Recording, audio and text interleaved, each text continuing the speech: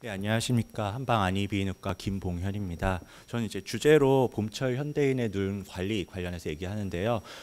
그 중에서 이제 가장 많은 안과 환자 중에서 가장 많은 환자들이 갖고 있고, 특히나 봄철에 많은 증상을 갖고 있는 안구건조증에 대해서 대표적으로 설명하고자 합니다. 그래서 안구건조증이 어떠한 질환인지, 그리고 한의학적으로 어떻게 접근할 수 있는지 그거에 대해서 살펴보도록 하겠습니다. 안구건조증 관련해 가지고 안구건조증 관련한 의사들이 전 세계에서 모여 가지고 안구건조증이라는 것이 어떠한 질환인지에 대해 가지고 이렇게 정의를 내렸습니다. 안구 표면에 생기는 하나에 설명되지 않는 이렇게 설명을 하고 있는데, 굉장히 복잡하게 설명을 하고 있는데, 여러분들도 이게 어떠한 증상인지는 잘 알고 계십니다. 일상적으로 있을 경우에 눈의 건조감이라든지 이물감, 뻑뻑함 등을 호소하시고요. 그 다음에 또 일부 환자분들 같은 경우 눈이 시리다던가, 아니면은 쉽게 어두운 곳에서 책을 본다던가, 아니면 야간에 운전을 한다던가, 아니면 책을 본다던가 이럴 경우에 눈이 쉽게 피로한다던가, 아니면은 어떠하신 분들 같은 경우에는 눈이 너무 따갑다, 눈만 뜨고 있어도 너무 아프다, 이런 것들을 호소하시는 분들도 계시고요. 심하신 경우에는 이제 시력이 떨어진다던가, 아니면은 시야가 떨어진다던가 이런 증상을 호소하시는 분들도 계십니다. 예, 이런 안구건조증이 발생하게 된 원인을 알기 위해서는 먼저 이제 눈물이라는 것이 어떻게 생겼는지 살펴보는 것이 필요한데요. 눈물은 크게 지방층, 수성층, 점액층, 크게 세 가지로 구분이 됩니다. 점액층이라고 하는 거는 이제 안구 표면을 제일 안에서 이제 눈물이랑 안구를 이렇게 이어주는 가교 역할을 한다고 한다면, 실제적으로 눈을 촉촉하게 해주는 물로 구성되어 있는 수성층, 그리고 이러한 물이 밖으로 증발되는 것을 막아주는 기름층, 이렇게 크게 세 가지로 구분이 되는데요. 두 가지 원인을 본다고 하면은, 첫 번째로 이 실제적으로 눈을 촉촉하게 해주는 수성층에 있는 물 분비 자체가 줄어드는 경우가 있고요. 두 번째로 밖에서 증발되는 것을 억제시켜주는 이런 기름 성분들의 분비가 적게 되면서 쉽게 증발되게 되는 두 가지로 구분이 될 수가 있습니다. 물이 잘 분비가 되지 않는 경우는요, 쇼그렌 증후군이라는 것처럼 자가면역 질환과, 또한 이제 나이가 60대, 70대로 넘어가게 되면은 분비량이 점점 줄어들게 됩니다. 이런 것이 노화로 인한 현상으로 발생할 수가 있습니다.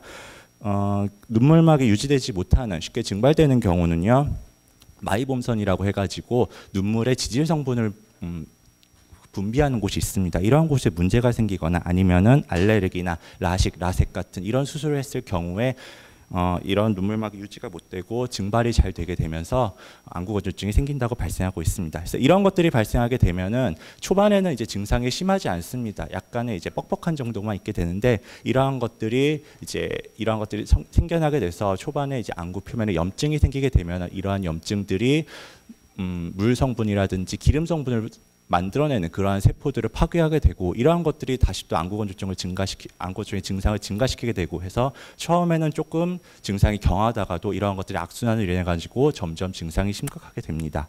그러면 이러한 것들을 어떻게 예방을 해야 되느냐, 그래서 제가 세 가지로 구분을 했습니다. 확실한 요인 1하고 2, 그리고 가능한 요인. 제가 이렇게 구분하게 된 이유는요, 확실한 요인 1 같은 경우에는 우리가 어떻게 할 수 없는 내용들입니다. 고령인 경우이고요, 그 다음에 여성인 경우가 안구건조증이 많이 발생을 하게 되고, 그 밖에 이제 마이봄선 기능 저하라는 질환이라든가 쇼그렌 증후 같은 이런 질환 때문에 생기는 경우가 있는데요.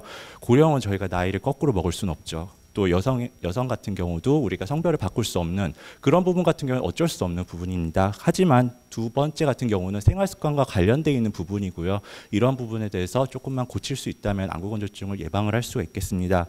먼저 이제 컴퓨터 사용, 스마트폰이라든지 컴퓨터 아니면 TV를 오래 보게 되다 보면은 눈이 쉽게 피로해지게 되고요. 이러한 것들이 안구건조증을 심화시켜지게 되는 주요 원인이 되게 됩니다. 콘택트 렌즈 같은 경우는 이미 사용하셨을 이제 젊으신 분들이 많이 사용하게 되는데, 콘택트 렌즈를 밖에다 끼게 되면 눈물 자체가 얇아지게 됩니다. 그렇게 되면 훨씬 더 안구건조증을 생길 수 있는 가능성이 높아지게 되겠죠.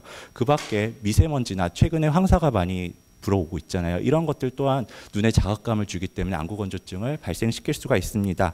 그 밖에 이제 간과하기 쉽지만 생길 수 있는 문제들이 복용약 관련한 건데요. 항히스타민, 항우울제, 이소트레티노인 세 가지를 대표적으로 들 수가 있습니다. 항히스타민제는 이제 가려움증에 대표적으로 사용하는 피부과 약인데요. 나이가 많으신 분들 같은 경우에는 소양증 아니면 앞서 얘기했던 두드러기 이런 것들에 주로 처방되는 약입니다. 전반적으로 이제 몸을 건조하게 시켜주기 때문에 역시 눈을 건조해지게 만들어줄 수 있습니다. 항우울제는 이제 우리가 잘 사용하지 않는다고 생각을 하겠지만 뜻밖에도 이제 나이가 많으신 분들 같은 경우에는 밤에 잠이 안 와요. 이렇게 호소를 하시면서 내과라든지 아니면은 다른 과에 갔을 경우에 지어주는 약 이런 것들이 항우울증제일 경우가 많습니다. 이런 것들의 주요 부작용 중에 하나가 안구건조증입니다. 세 번째로 이소트레티노인은 여드름에 주로 사용하는 약입니다. 이거는 이제 나이 많으신 분들보다는 이제 젊으신 여드름이 많으신 그런 분들한테 해당이 되는 부분인데요. 이소트레티노인이라는 거 하는 것은 이제 지질 성분들을 분비를 줄여주는 약입니다. 그러다 보니까 눈물의 지질층을 점점 줄여주게 되면서 그렇게 되면서 안구건조증 증상이 발생을 하게 됩니다. 네, 이렇게 해서 대략적인 안구건조증에 대해서 어떤 질환인지 봤고요. 그러면 한의학에서 어떻게 보는가? 그래서 한의학 쪽에 안과 관련한 것이 있다고 이제 들어보신 것들 이제 생소하신 분들이 많으실 겁니다. 근데 이제 한의학 쪽에서도 이제 안과 관련해 가지고 굉장히 많은 연구들이 있었고요. 그리고 예전부터도 이제 한의학 쪽에서 안과 영역에서는 다양한 내용들을 설명해주고 있습니다. 그래서 우리 한의학에서 오장육부라고 얘기를 하듯이 안과에서는 오륜팔각이라는 개념으로 안과를 이해를 했습니다. 오륜팔각이라고 하는 것 중에서 특히 오륜, 이륜을 많이 얘기를 했는데요. 간단히 설명을 하면은 우리는 TV 같은 데 보면은 이제 눈은 간에 속한다라고 얘기를 하고 있는데 간뿐만이 아니라 간신, 비패신, 오장이 모두 눈에 깃들어 있다고 얘기를 하고 이걸 해부학적인 구조에 따라 가지고 각각 배치를 했습니다. 간단히 보시면은 여기 눈동자가 있습니다. 그럼 여기 먼저 이제 풍륜이라고 하는 것은 이제 홍채 모양체 해부학적으로 해당이 되고요. 여기 보면은 비쳐 있는 요 홍채 쪽에 있는 부분을 풍륜이라고 하고 간장에 해당을 한다고 합니다.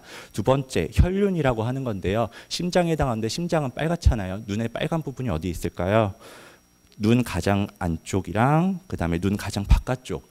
자세히 들여다보면 약간 빨간 부분이 있습니다. 이 부분을 심에 속한다고 했고요. 세 번째로 육륜이라고 하는 것은 눈에 이제 있는 육이라고 하는 것은 이제 살덩이잖아요. 눈에 있는 살덩이, 상안검과 하안검 여기가 해당이 되게 됩니다. 네 번째로 기륜이라고 하는 곳은 이제 흰 눈동자 결막 해부학적으로 결막에 해당이 되게 되고요. 마지막으로 동신이라고 하는 곳은 눈동자 안에 시꺼먼 부분.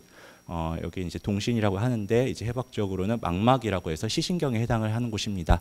이렇게 5가지를 구분을 했고 각각의 질환, 각각의 이제 빨갛게 염증이 생기거나 아니면 붓거나 이런 경우에는 해당 장부에 문제가 있다고 보고 약을 투여를 했는데요. 뜻밖의 이것이 잘 듣게 되고 현대 한방안과에서도 이쪽에 질환이 있을 경우에 여기에 있는 것을 치료를 주요 타겟으로 하게 됩니다. 자 그러면은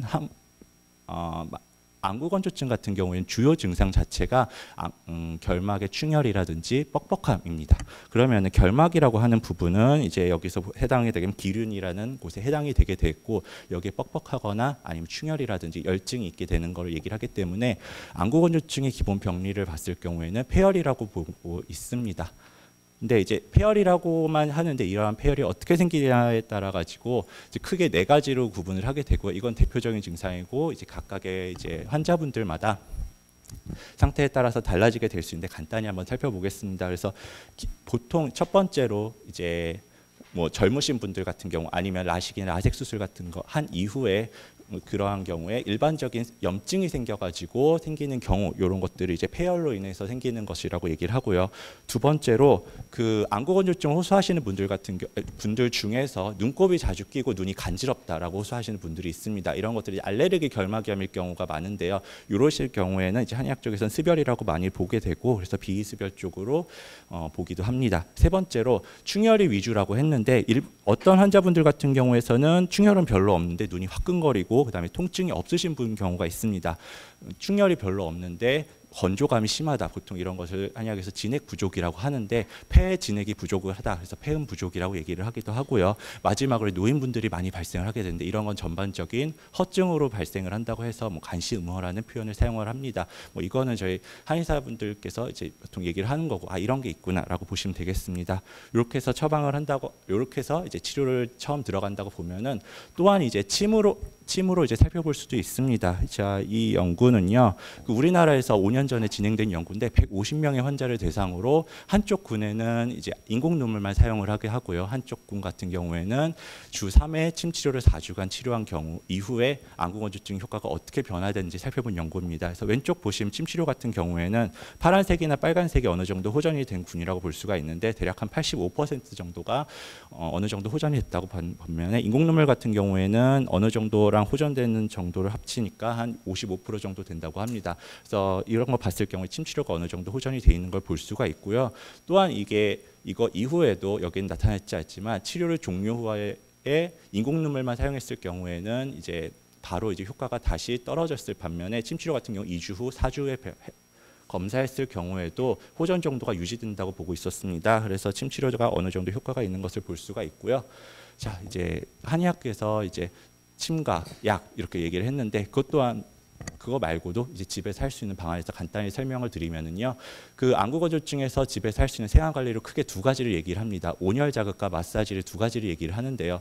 온열 자극이라고 하는 것은 이제 눈꺼풀 주위에서 이제 40도의 온도에서 5분간 이제 유지를 하면 된다고 하는데 그 한의학 문헌 같은데 보면은 눈의 양생법이를 것 중에서 이제 손을 막 비빈 다음에 눈에 이렇게 대고 있는 그런 것들을 많이 얘기를 합니다.